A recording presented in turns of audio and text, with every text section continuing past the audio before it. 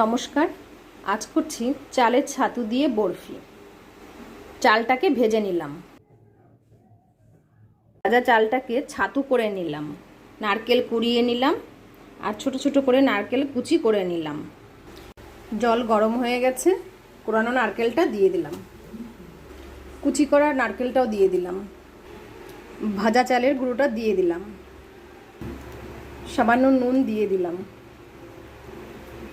চিনিটা দিয়ে দিলাম। এটা সুজির মতো চট করে টেনে যায়। একটা এলাচ ফাটিয়ে দিয়ে দিলাম। ঘন ঘন নাড়তে হবে। অনেকটা টাইট হয়েছে, এবার থালায় নামিয়ে নেব। এইভাবে থালায় নামিয়ে নিলাম, এবার কেটে নেব। রেডি আমার চালের ছাতুর বরফি। আমার দেওয়া ভিডিওগুলো অনেকেই দেখছেন কিন্তু চ্যানেলটাকে সাবস্ক্রাইব করছেন না। অবশ্যই সাবস্ক্রাইব করে রাখবেন যাতে নতুন নতুন ভিডিওগুলো আপনাদের কাছে পৌঁছে যায়। Thank you.